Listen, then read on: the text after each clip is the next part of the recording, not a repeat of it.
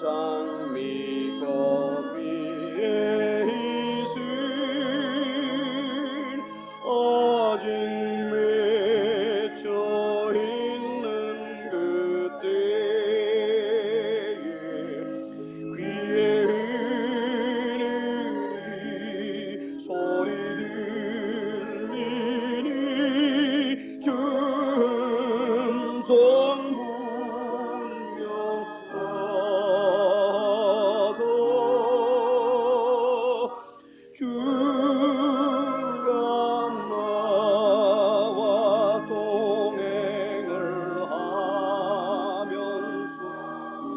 나를 친구 삼으셨네. 우리 서로 받은 그 기쁨은 알 사람이 없도다.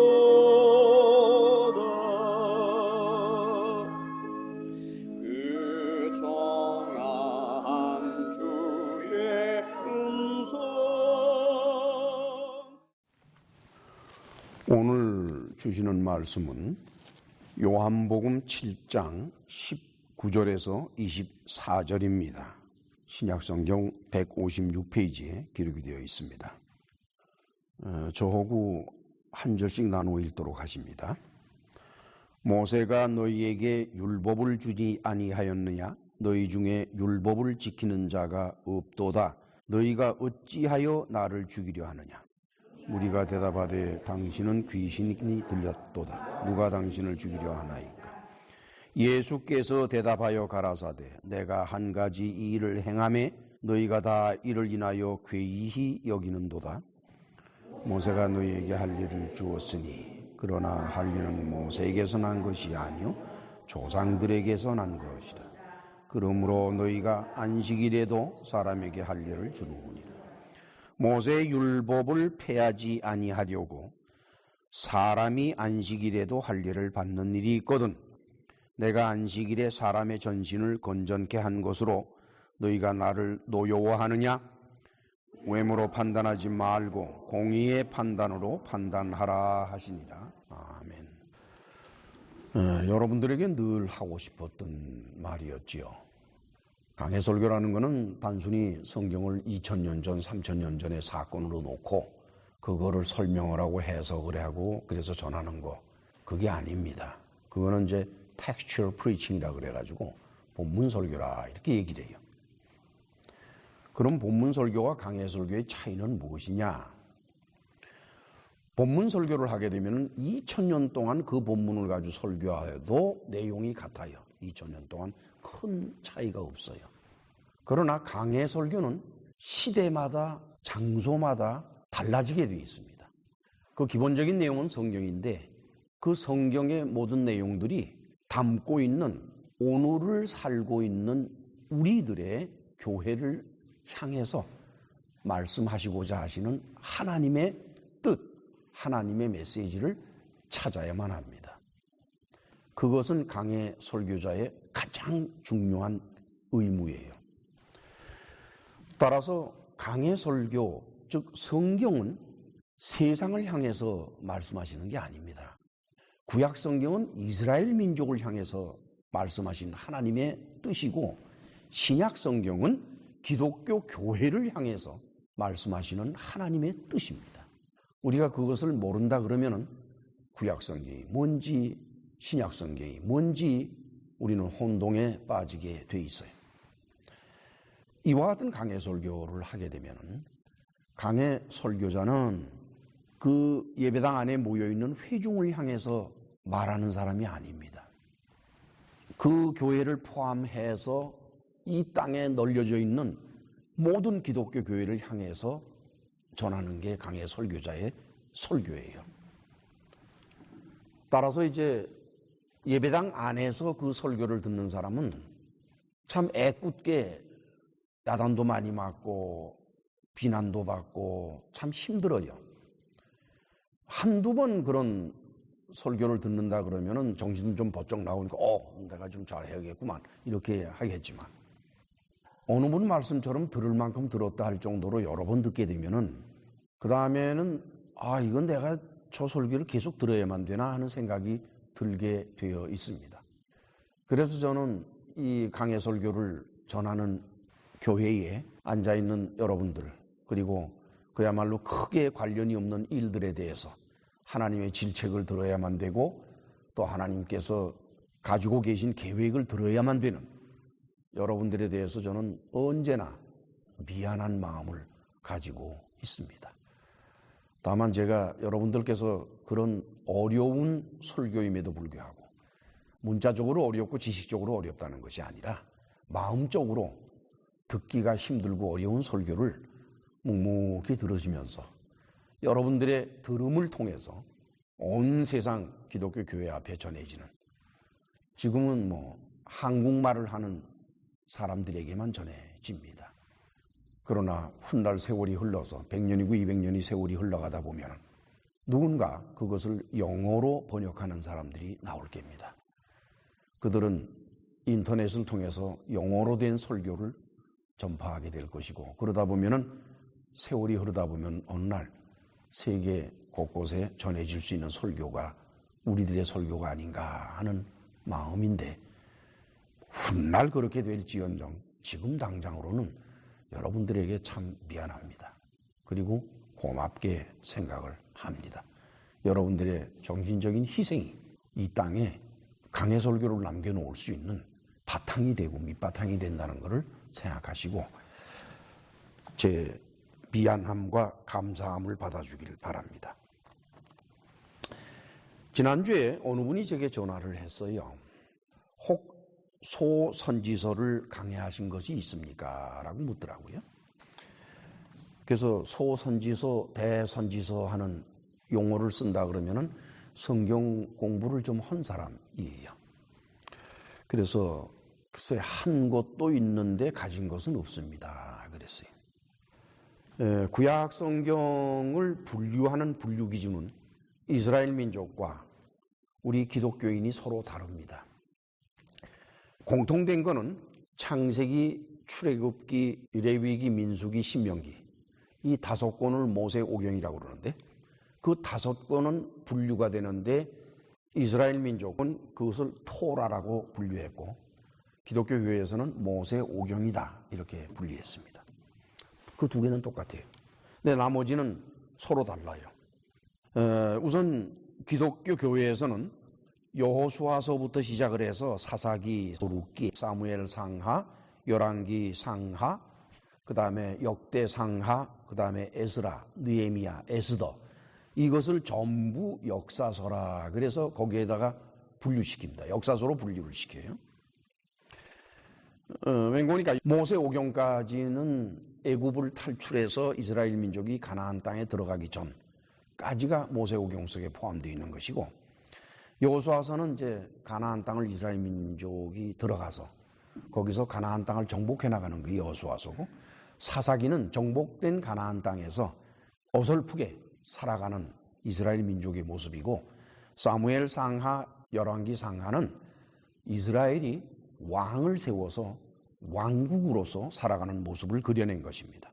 역대상하까지도 다 포함을 해서 그 다음엔 에스라, 느헤미야, 에스더는 이스라엘이 바벨론 포로로 간 다음에 다시 돌아오는 장면들 그리고 돌아와서 생긴 일들 그런 게 기록이 됐으니까 기독교 교회에서는 그 전체를 역사서다 이렇게 분류해요. 구약성경. 그리고 나서는 이제 기독교 교회에서는 이사야서, 예레미야서, 에스겔 또 예레미야, 에가 그리고 다니엘 이 5권 이건 대선지서다 그래서 따로 분류해 놓고 그 다음에는 호세아, 요엘, 아모스, 오바디아, 요나, 미가, 나훔, 하박국, 스바냐, 학계, 스가랴, 말라키 이 12를 소선지서라 이렇게 해서 그걸 전부 다 묶어서 선지서다 이렇게 기독교 교회는 분류합니다.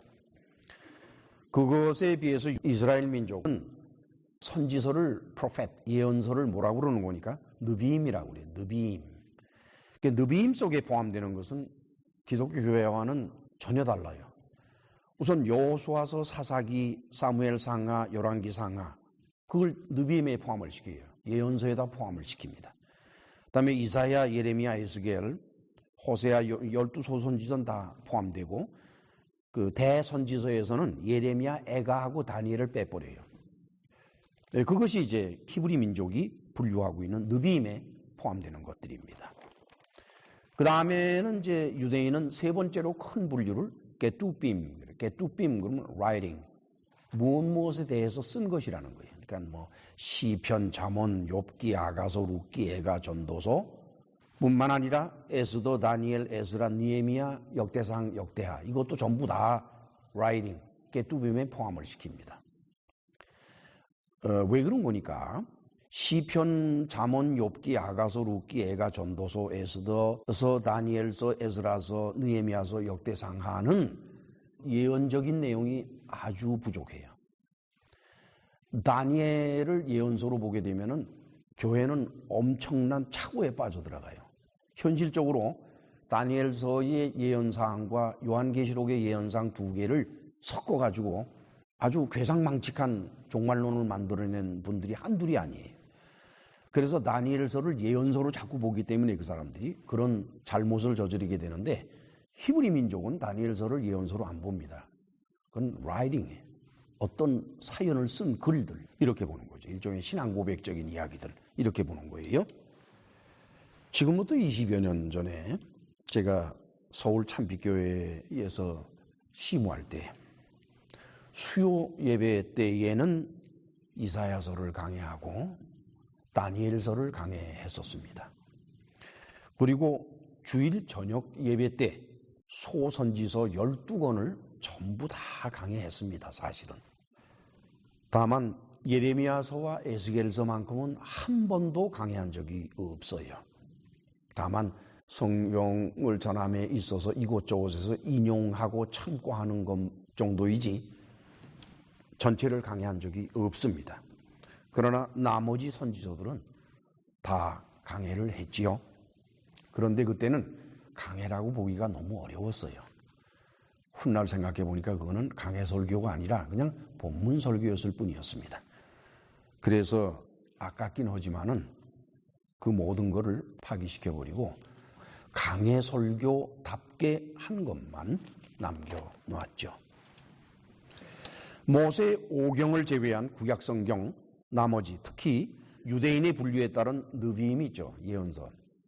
그 느비임을 보면은 예언서들을 보면은 그 모든 내용이 하나님 앞에 범죄하고 타락해서 순수성을 잃어가는 이스라엘 민족 그들에 대한 하나님의 탄식으로 가득 차 있어요. 이것을 예수께서는 한마디로 이렇게 표현해 주십니다. 마태복음 23장 37절로 39절을 찾아갈까요? 같이 읽으실까요? 예루살렘아 예루살렘아 선지자들을 죽이고 내게 파송된 자들을 돌로 치는 자요 암탉이 그 새끼를 날개 아래 모음같이 내가 네 자녀를 모으려 한 일이 몇 번이냐 그러나 너희가 원치 아니하였도다. 보라 너희 집이 황폐하여 버린 바 되리라. 내가 너희에게 이르노니 이제부터 너희는 찬송하리로다. 주의 이름으로 오시는 이여 할 때까지 나를 보지 못하리라 하시니라. 아주 간단하게 말씀을 하셨어요. 여기서 예루살렘 예루살렘 그러는 거는 예루살렘이 히브리 민족의 중심지니까 예루살렘아 예루살렘아 그런 건 유다 나라를 의미하고 유대인들을 말한 거겠지요. 하나님께서 많은 선지자들을 보냈어요.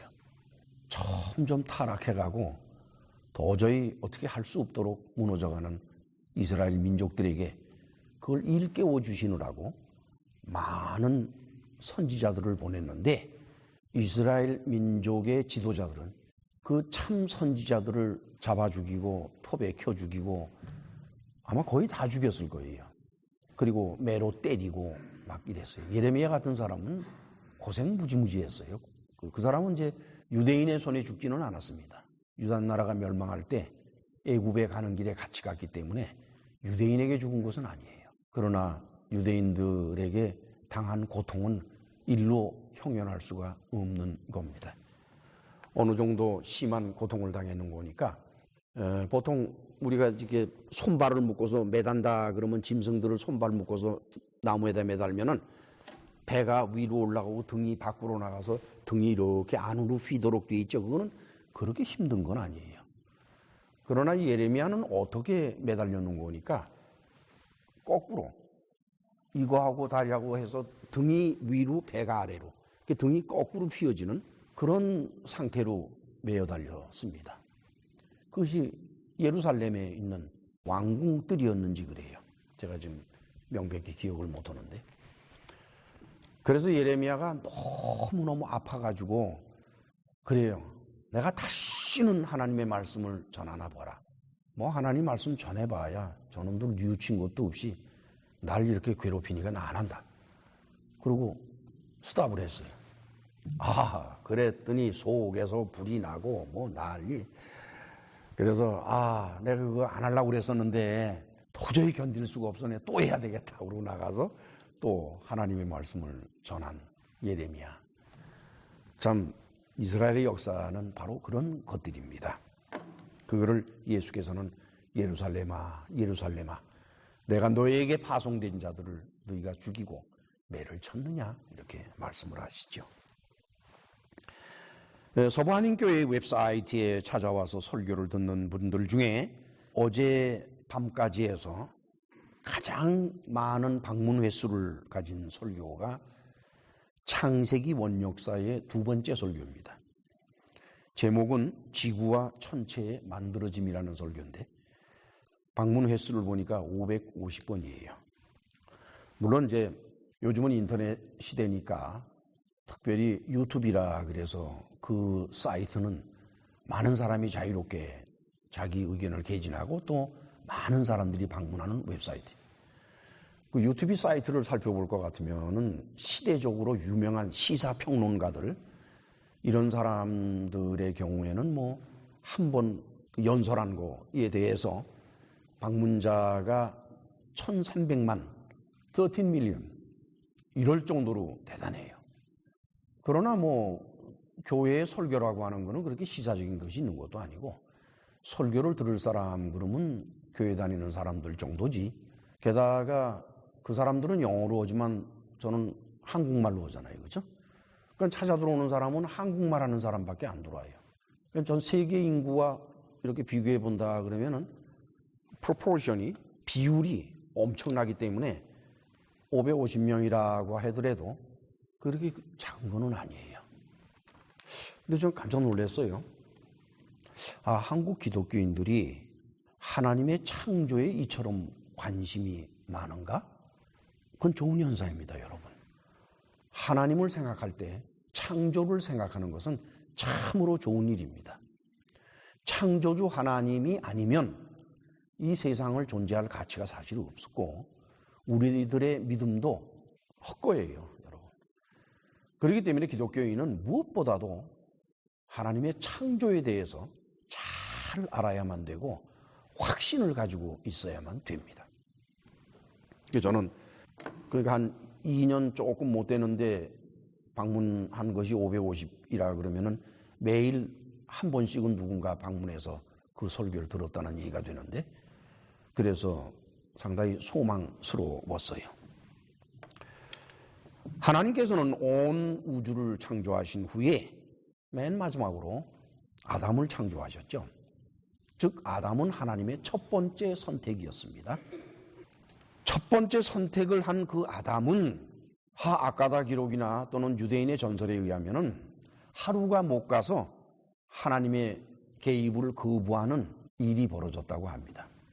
여러분들이 아시다시피 하나님께서는 내가 네 인생에 개입을 해서 네 인생에 좋고 나쁜 걸 내가 결정을 할 테니 너 그냥 따로 알겠니? 그럼 내가 모든 거 다 해줄게. 그랬더니 뭐 모든 거 다 해주는 거 다 필요 없고 내 인생에 좋고 나쁜 거는 내가 결정하겠습니다 하고서 하나님의 개입을 거부한 사건이 벌어졌죠. 첫 번째 선택에서. 하나님께서는 아담을 저주하시지를 않고 땅을 저주를 했습니다. 저주받은 땅은 아담과 그리고 그 후손들, 인류에게 무슨 씨를 뿌려도 엉겅퀴가 나오고 가시덤불이 나오도록 해버리고 말았어요. 그렇게 해서 어느 때까지 가는 거니? 노아 때까지 갔습니다. 노아라는 이름은 그 이름이 의미하는 거나 마찬가지로 위로가 된다는 뜻이었었어요. 노아의 아버지는 노아를 낳으면서 이제 하나님의 땅에 대한 저주가 거두어지겠구나. 그러면서 노아로 인해서 위로를 받는다 이랬죠. 하나님께서 노아를 선택하셨습니다. 정말 그 아버지의 말대로 노아를 선택을 하셨는데, 그러니까 두 번째 선택이 되는 거죠. 첫 번째 선택은 아담이었고 두 번째 선택이 노아였는데, 노아를 선택하시고는 대홍수를 일으키셔서 저주받은 땅을 싹 쓸어버렸어요. 홍수가 밀고 간 땅은 그 땅의 성분이 바뀌도록 되어 있습니다. 홍수라는 것은 땅을 밀어버리기도 하지만은 또 비옥한 것을 땅에다 덮어주기도 해요. 홍수는 단순히 홍수가 아닐 것이라고 저는 봐요. 하나님께서 저주하신 땅을 그대로 놔뒀다가는 계속해서 경작을 못할 테니까 하나님께서는 홍수를 일으키셔가지고 섞어서 경작할 수 있는 땅으로 만들어 주시면서 동시에 숨을 쉬는 동물이나 사람을 모조리 다 죽여 없앴다. 이렇게 되는 거죠. 노아의 가족 8명만 남기고. 그러나 노아의 후손들은 또 타락을 시작했습니다. 그 타락은 전과는 조금 성격이 달라요. 전에는 종교적인 타락보다는 오히려 행실이나 인간관계에 사는 데서의 타락이 벌어졌었는데, 홍수 이전에는 노아 홍수가 지나고 난 다음에는 종교적인 타락이 벌어지기 시작을 해서 사람들이 신을 찾고 그래서 우상을 만들고 우상을 섬기게 되었습니다. 다시 타락을 한 거죠. 하나님께서는 아브라함을 선택하십니다. 그것이 세 번째 선택이고, 아브라함에게서 태어난 두 아들 중에 이삭을 선택하시니 네 번째가 될 것이요. 그 다음에는 이삭의 아들 야곱과 에서 중에서 야곱을 선택하니 그게 다섯 번째 선택이 될 것입니다. 하나님께서는 야곱을 선택하시고 그에게 12아들을 주신 다음에 그 자식들을 모조리 다 애굽으로 보내셨습니다. 그러기 위해서 7년 동안 흉년이 드는 일을 일으키셨죠. 애굽으로 옮겨 넣으신 다음에 그 애굽에 집어넣어서 그야말로 목장이죠. 목장. 그렇잖아요. 보호받는 아무도 외적이 침입을 안 해요. 왜냐하면 그때 야곱의 후손들은 뭘 했는 거니까? 애굽 왕 바로의 가축을 치는 일을 했어요. 왕의 가축을 치는데 어느 누가 와서 찝적댑니까?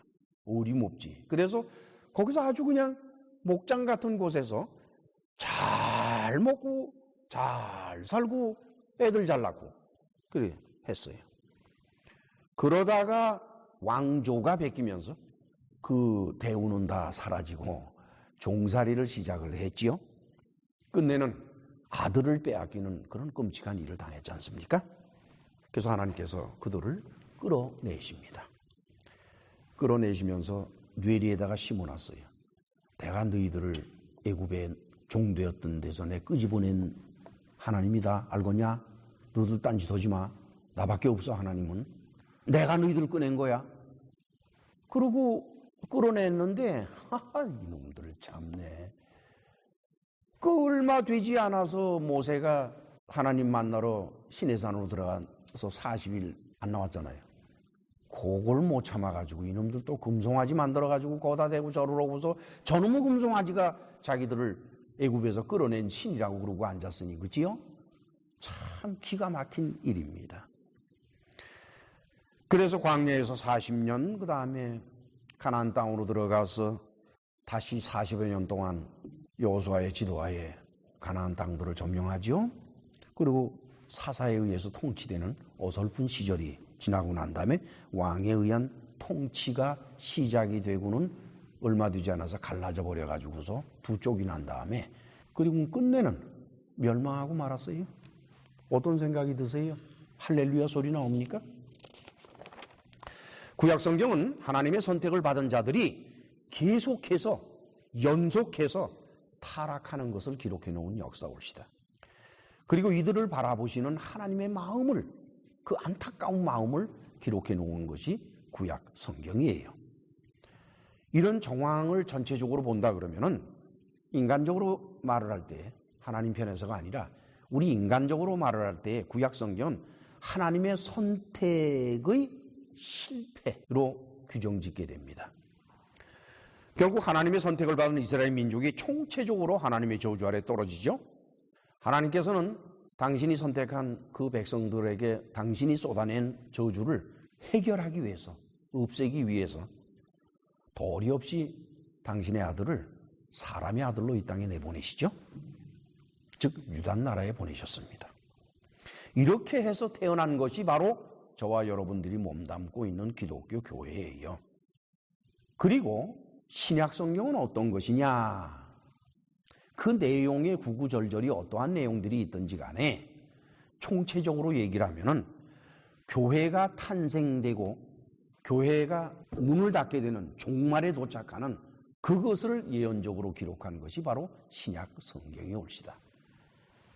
구약 성경은 하나님의 선택을 받은 이스라엘 민족이 번성하다가 멸망하는 과정을 기록한 것이고, 신약 성경은 하나님의 아들 예수 그리스도께서 나무 십자가에서 세우신 그 교회가 성장하고 종말에 이르는 그런 것을 기록한 것이 신약 성경입니다. 하나님께서는 이스라엘 민족을 선택하셨듯이 예수 그리스도의 교회를 구성하는 그리스도인들도 하나님께서는 선택하십니다. 그러나 교회는 처음부터 알곡과 가라지가 섞여서 자라왔습니다. 그것도 예수님의 말씀에 의하면 마지막 심판 때까지 교회 안에는 알곡과 가라지가 섞여서 간다는 겁니다. 그런데 슬프게도 알곡이 강하고 가라지가 약했으면은 그 교회가 자리 잡는데 큰 문제가 없겠는데, 알곡은 약하고 가라지는 강해요. 그래서 그 교회가 알곡의 교회인지 가라지의 교회인지, 그야말로 알곡의 교회보다는 오히려 가라지의 교회가 맞다 하는 그런 얘기입니다. 그리고 사도 요한은 이 가라지 교인들의 지도자들을 적 그리스도라 이렇게 부르고 있었고, 그 수가 폴루스하다고 했습니다. A great number of, 무지무지 많은 거예요. 예수께서는 이들을 뭐라고 이렇게 분류하고 계시는 거니까 거짓 그리스도들이라고 말씀을 하셨어요. 우리가 설교 중에거나 아니면은 뭐 성경을 교육할 때거나 할 때 그리스도 그러면 예수님의 이름같이 우리는 이해하고 그렇게 부르고 있어요. 그렇죠?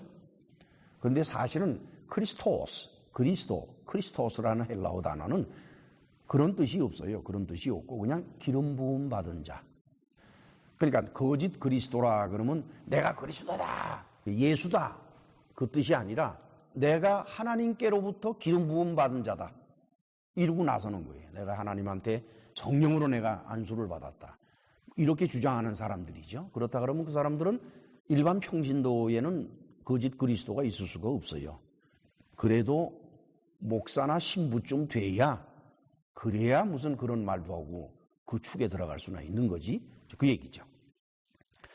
그리고 사도 요한은 이들이 교회 안에서만 활동하는 것이 아니라 교회 밖의 정치 세력들 또는 경제 세력들, 그들과 연합해서 하나님께 대항하는 날이 올 것을 예언했는데, 그것은 요한계시록 16장 12절로 16절에 나와 있습니다. 415페이지 신약성경.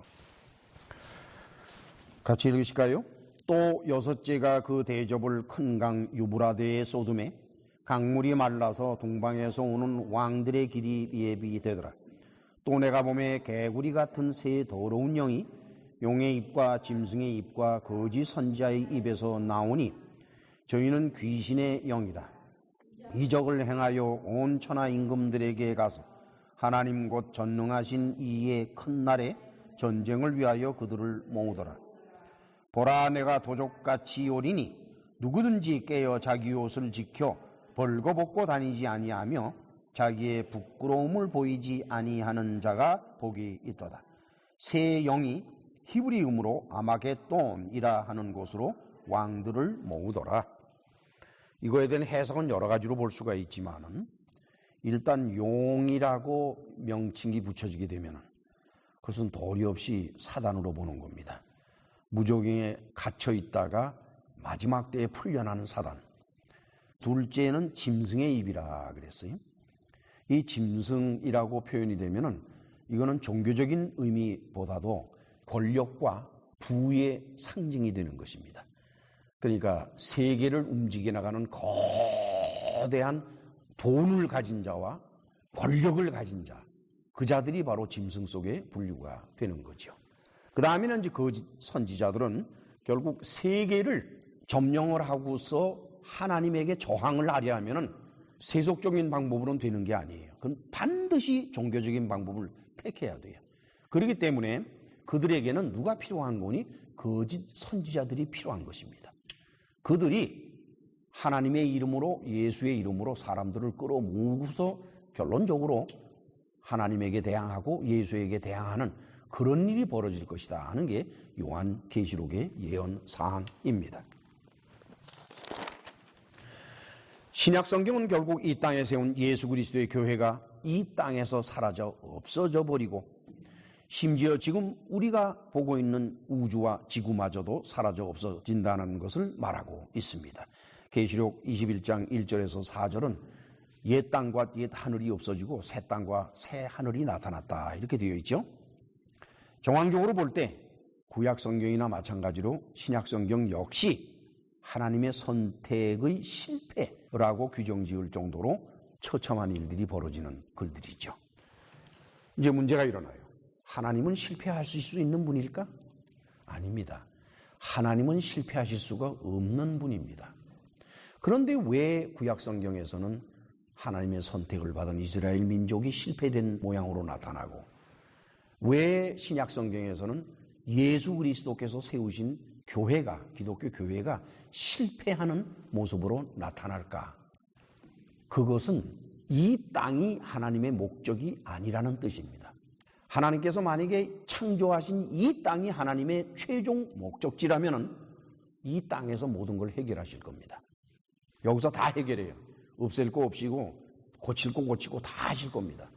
그러나 하나님의 목적은 이 땅, 이 세상에 있는 것이 아니라 하나님이 예비하신 새로운 땅, 하나님이 예비하신 새로운 하늘, 영적인 땅과 영적인 하늘, 그 세계가 하나님의 목적지이기 때문에 이 땅에 있는 모든 것들은 다 실패가 돼야만 돼요.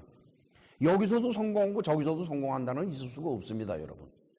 이거냐 저거냐 둘 중에 하나이기 때문에 결국 이 땅에서는 실패가 일어나야만 되고 그렇게 해야만이 하나님의 나라에서 성공이 이루어지는 것입니다.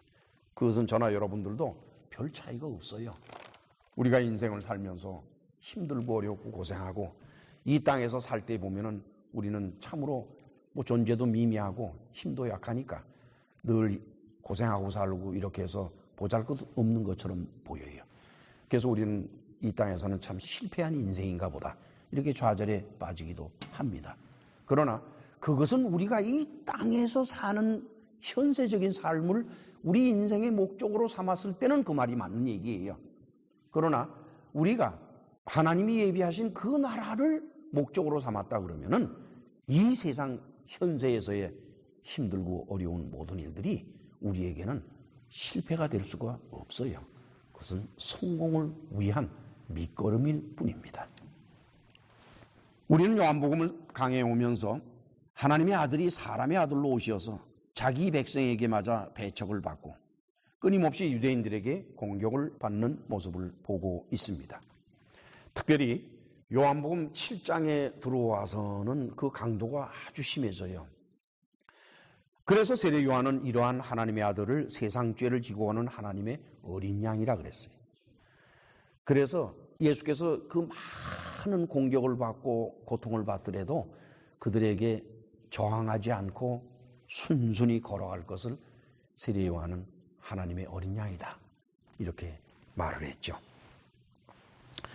그렇습니다. 세상 죄를 지고 가는 하나님의 어린 양으로서 예수님은 결국 십자가에 못 박혀 죽으심으로써 사명을 완성하시게 됩니다.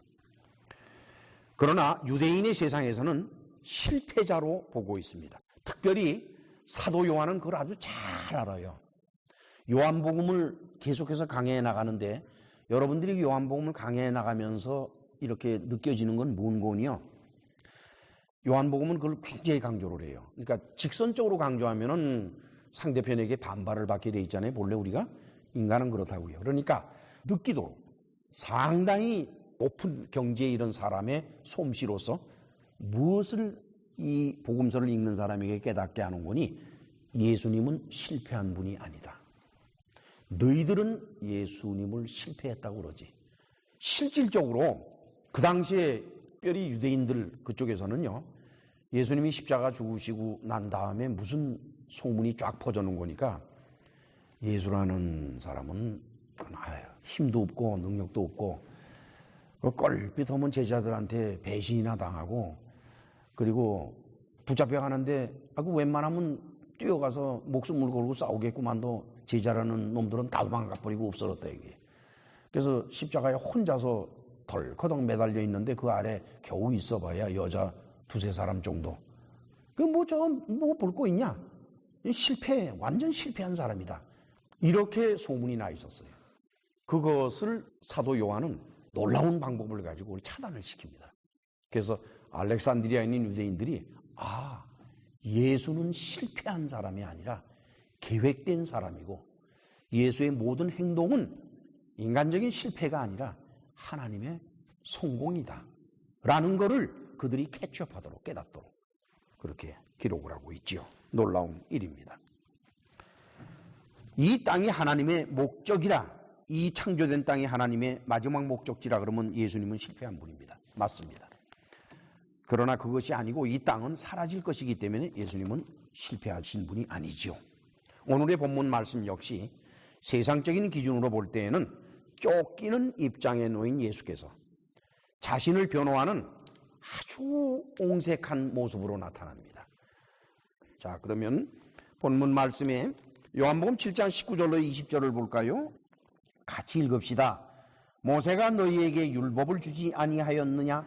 너희 중에 율법을 지키는 자가 없도다. 너희가 어찌하여 나를 죽이려 하느냐? 무리가 대답하되 당신은 귀신이 들렸도다. 누가 당신을 죽이려 하나이까? 예수님은 그래요. 모세가 너희들한테 율법을 줬지 않느냐? 모세는 이스라엘 민족에게 율법을 줬습니다. 그러한 모세가 이스라엘 민족에게 미치는 영향, 그건 굉장한 거예요, 여러분. 그런데 이스라엘 민족은 율법을 지키지 않았다 그래요. 호호. 우리 다 같이 요한복음 5장 39절로 40절을 찾아갈까요? 같이 읽으실까요? 너희가 성경에서 영생을 얻는 줄 생각하고 성경을 상고하거니와 이 성경이 곧 내게 대하여 증거하는 것이로다. 그러나 너희가 영생을 얻기 위하여 내게 오기를 원치 아니하는도다. 만약에 유대인들이 모세 율법에 정통하고 또한 모세 율법을 지키고 있다 그러면은 그들은 예수님이 어떤 분인 것을 알 겁니다. 설명 안 해도 알아요. 사람은 대화를 나눠보면 알잖아요. 어느 정도는 뭐 깊이까지는 모를지라도. 그런데 예수님의 교훈 속에 율법의 기본 정신이 담겨 있음에도 불구하고 유대인들이 그걸 몰라요. 왜 모를까요? 모세 율법에 대한 유대인들의 관심은 모세 율법 속에 담겨져 있는 기본 정신이 아니에요. 그건 관심이 하나도 없어요. 뭐냐? 조항들이 있죠. 1, 2, 3, 4 하는 조항들. 그것만 관심이 있지 그 바탕 밑에 깔려있는 기본 정신은 유대인들은 관심이 없어요. 그러니까 예수님은 율법의 기본 정신을 바탕으로 해서 그것에 따라서 교훈을 말씀하시는 분이고 유대인들은 기본 정신을 까맣게 모르고 그 위에 둥둥 떠다니는 문자로 된 글귀만 가지고서 따지는 사람들이니까 이게 어떻게 서로 융합이 되겠습니까? 그렇죠? 알 수가 없는 거예요. 그래서 예수께서 그러는 거예요. 너희는 율법을 지키지 않는다. 이게. 뭐 조항 몇 개 지켰다고 율법 지켰다고 생각하느냐? 아니다. 율법은 그 기본 정신을 지킬 때 율법을 지키는 거지 그 조항들 지켜서 되는 게 아니다. 그 얘기입니다. 자, 그 다음에는 이제 7장의 16절에서 18절까지 요한복음 같이 읽읍시다. 예수께서 대답하여 가라사대 내 교훈은 내 것이 아니요 나를 보내신 이의 것이며 사람이 하나님의 뜻을 행하려 하면 이 교훈이 하나님께로서 왔는지 내가 스스로 말함인지 알리라. 스스로 말하는 자는 자기 영광만 구하되 보내신 이의 영광을 구하는 자는 참되니 그 속에 불의가 없느니라. 호호. 그래요. 유대인들이 하나님의 뜻을 행하려고 하지 아니하고 하나님의 뜻을 행하는 게 아니라 율법에 둥둥 떠 있는 글자로 되어 있는 조항들을 이용해서 자기들의 입장을 세우고 자기들의 권위를 세우는 데만 급급해 있으니까 그들이 하나님의 뜻을 행할 재간이 있겠어요? 못해요. 그런 상태에서는 못합니다.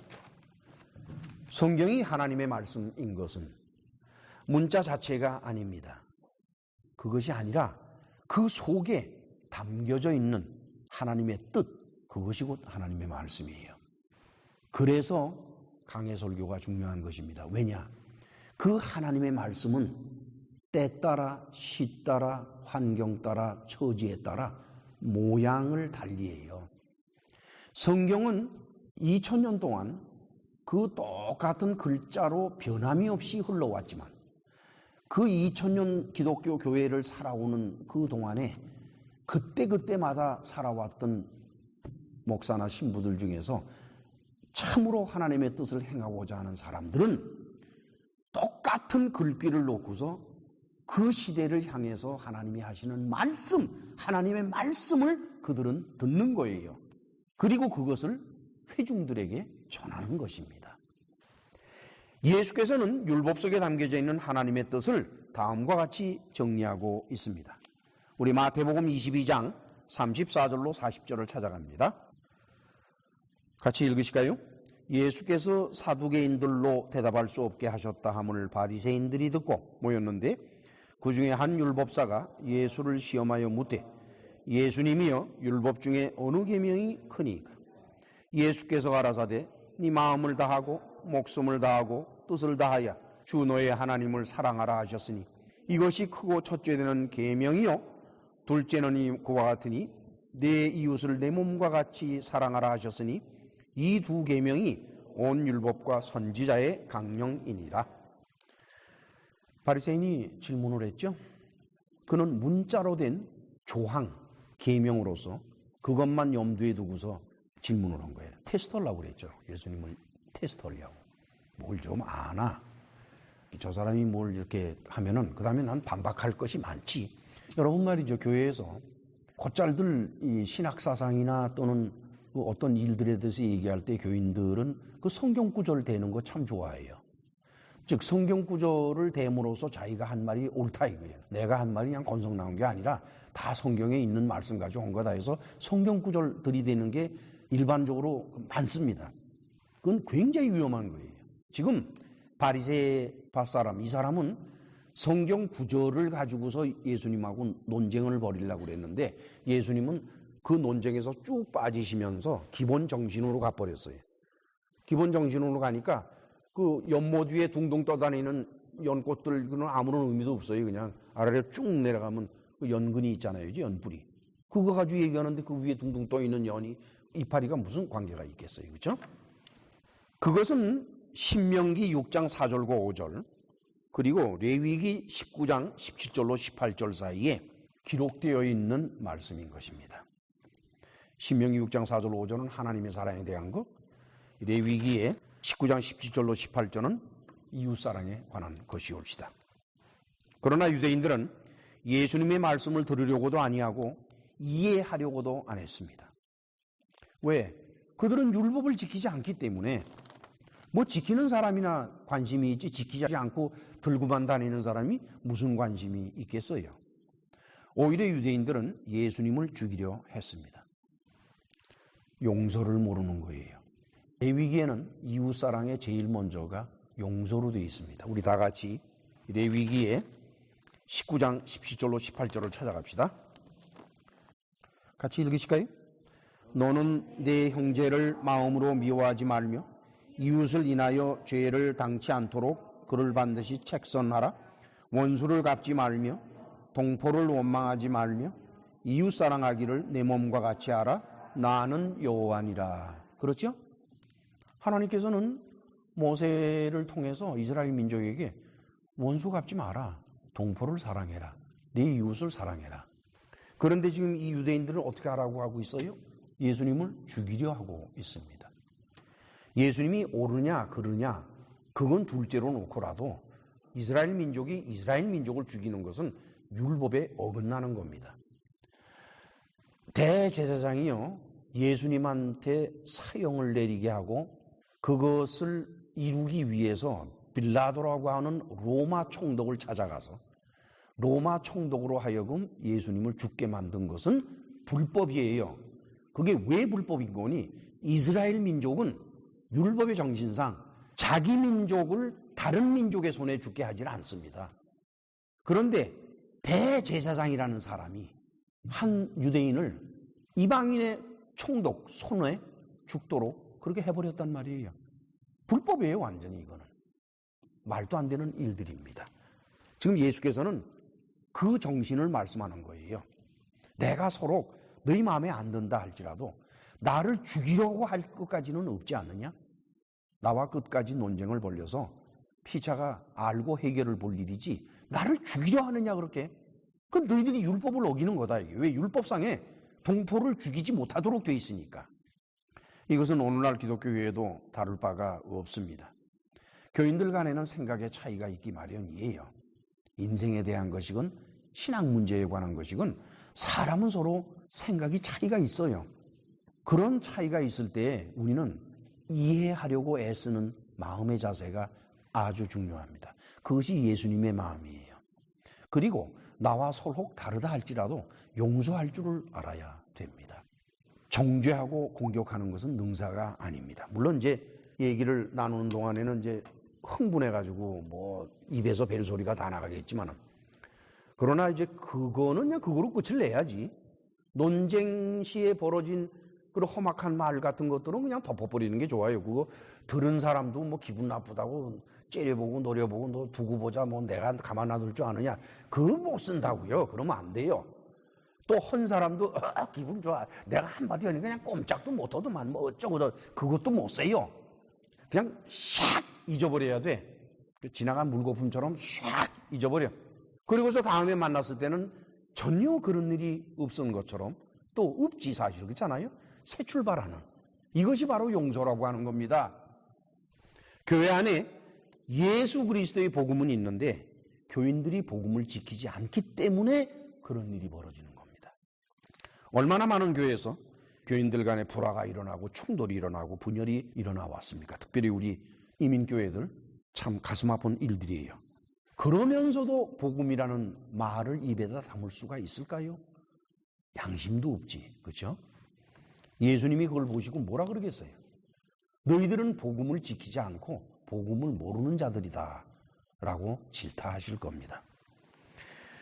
예수께서는 합당한 이유 없이 당신을 죽이려 하는 유대인들을 하나님의 뜻을 지키지 않는 것으로 정의했습니다. 그런데 무리는 이것을 부인했어요. 20절 말씀에 바라보니까 무리가 대답하되 당신은 귀신이 들렸도다. 누가 당신을 죽이려 합니까? 이게 뭐 이 사람들이 몰라서 그런 여긴 유대인이 아니라 무리라 그랬어요. 무리. 유대인들은 예수님을 죽이려 하는 것을 자기들이 알죠. 다 결의했으니까. 그러나 유대인들이 결의했다고 해서 그들이 무리 앞에 공포를 하고 뭐 써서 붙이고 그랬을 리는 없다고 봐요. 따라서 거기 모인 무리들은 그 내용을 모를 거라고 보는 겁니다. 그러니까 아이고 누가 당신을 죽이려 그래? 유대인이 죽이려 하는 거를 자기들더러 하는 얘기인 줄 알고서 아니 이거 무슨 말씀을 하셔? 우리는 당신에 대해서 뭐 그렇게 별로 마음은 안 들어도 죽일 생각은 전혀 없어요. 이러는 거예요. 그렇죠? 그러면서 이제 귀신 들렸구만. 귀신 들렸다. 귀신 들렸다 하는 얘기는 일반적으로 귀신이 들어갔다는 그런 뜻이 아닙니다. 우리말로 그 쉽게 말하면 뭐예요? 미쳤군, 미쳤어. 그 얘기예요. 아시겠죠? 그럼 미쳤군, 미쳤어 할 때 그 사람이 정말 미쳤습니까? 아니죠. 미치지 않아더라도 자기하고 좀 생각이 너무 다르고 좀 비상식적으로 나오면은 어이구 미쳤군 미쳤어 이제 그러고 말들을 하죠. 그런 것에 불과한 겁니다. 자 계속해서 요한복음 7장 21절로 23절을 같이 읽으실까요? 예수께서 대답하여 가라사대 내가 한 가지 일을 행하매 너희가 다 이를 인하여 괴히 여기는도다. 모세가 너희에게 할 일을 주었으니 그러나 할례는 모세에게서 난 것이 아니요 조상들에게서 난 것이라. 그러므로 너희가 안식일에도 사람에게 할례를 주느니라. 모세의 율법을 폐하지 아니하려고 사람이 안식일에도 할례를 받는 일이 있거든. 내가 안식일에 사람의 전신을 건졌게 한 것으로 너희가 나를 노여워하느냐 그랬어요. 한 가지 일 그러면 요한복음 5장 5절로 9절 사이에 그 안식일에 38년 된 환자를 고치는 얘기가 있지요. 거기 38년 된 병자가 있더라. 예수께서 그 누운 것을 보시고 병이 벌써 오랜 줄 아시고 이르시되 네가 낫고자 하느냐? 병자가 대답하되 주여 물이 동할 때에 나를 못에 넣어줄 사람이 없어서 내가 가는 동안에 다른 사람이 먼저 내려가나이다.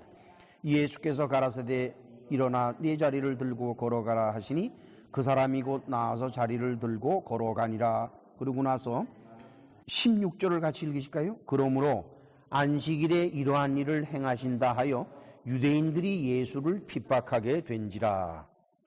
괴히 여겼다. 오늘 본문에 그 말씀은 이제 thaumazo인데 thaumazo라는 것은 to be extraordinary impressed or disturbed. 그러니까 아주 감동을 받았든지 또는 이제 걸림이 되고 거침이 되는 거예요. 근데 유대인들이 예수님께서 안식일날 사람 병 고친 거 무슨 감탄을 하겠어요? 감명을 받겠어요? 아니죠. disturb 당했죠. 그러니까 거침이 된 거예요. 이거 안식일에 감히 안식일을 어기고 이렇게 되는 거죠. 모세가 너희에게 할례를 주었다. 물론 이제 모세가 그들에게 할례를 하도록 한 것은 레위기 12장 1절로 3절 사이에 기록되어 있습니다. 그런데 여기에 가로를 치고서 그러나 할례는 모세에게서 난 것이 아니요 조상들에게서 난 것이라 하고 한 것은 요한이 자기의 의견을 거기다가 적은 거예요. 사도 요한이. 웬거니까 이 글을 알렉산드리아에 있는 유대 지식인들이 읽는다 그러면은 지식인들 경우에는 조그만 어떤 문제에 대한 견해 차이가 전체에게 영향을 미치는 사건이 생길 수가 있어요. 그러니까 이제 모세가 할례를 줬다. 아니 무슨 소리야. 할례는 우리 조상 아브라함이 하나님께로 받은 명령인데 그는 창세기 17장 9절로 12절 사이에 나오죠. 하나님께서 아브라함에게 남자는 다 할례라 이렇게 말씀을 하셨어요. 태어난 지 8일 만에. 그것을 이제 모세는 모세대로 레위기 12장 1절로 3절 사이에 아이들은 할례를 시켜라. 8일 만에. 그렇게 했으니까. 따라서 그런 오해를 없애기 위해서 사도 요한은 예수님이 하신 말씀에 줄을 단 겁니다. 그래서 알렉산드리아에 있는 유대인들이 이걸 읽으면서 오해하거나 하지 않도록 배려를 하는 거죠. 참 놀라운 일입니다. 예수께서는 할례를 모세의 율법으로 강조하고 역시 안식일을 지키는 문제도 율법으로 말씀을 하십니다. 그런데 안식일에도 할례를 주는 것이 모세의 율법을 지키려 하는 것이다라고 강조하셨거든요. 다시 말하면 두 가지가 다 모세의 율법에 명시가 되어 있는데 할례를 주는 것이 안식일을 지키는 것보다 더 중요하다는 거예요. 근데 할례라고 하는 것은 남자가 이스라엘 백성으로 포함되는 증거입니다. 그게 예식이고 어느 남자이건 누구든지 간에 할례를 받지 않으면 하나님께서는 그를 이스라엘 백성으로 취급을 안 하세요. 그것이 하나님과 이스라엘 백성 사이의 계약이에요. 다시 말하면 하나님의 백성이 되는 것은 안식일을 지키는 것보다 더 중요하고 더 소중한 일이라고 하는 것입니다. 제가 이 가지고 나온 게 미시나에서 카피해 온 것인데 그 미시나의 제2권에 사바트라고 하는 항목이 있어요. 샤바트. 그러니까 안식일 항목이 나오는데 거기에 19장 2절, 3절, 4절, 5절 이렇게가 안식일에 아이에게 할례를 주는 명령이에요. 주도록 되어 있어요. 2절의 첫 부분만 읽으면은 They may perform on the Shabbat all things that are needful for circumcision. 할례, circumcision, 할례를 위한 모든 일들, 그것은 이제 잘라내는 것, 그 다음에 치료하는 것, 밴데이지 붙이는 것, 이 모든 것이 다 거기 포함이 돼요. 그거를 사바트에 안식일 날 할 수가 있다 이렇게 되어 있어요. 미시나에는 그렇게 기록이 되어 있기 때문에 모두가 다 8일째 되는 날이 안식일이면은 그날 어김없이 할 일을 행합니다. 그건 기독교인이 주일도 마찬가지입니다. 주일에 교회에 가는 일은 마땅한 일입니다. 그러나 주일에 교회에 가는 일보다 더 중요한 것은 사람의 생명을 구하는 일입니다.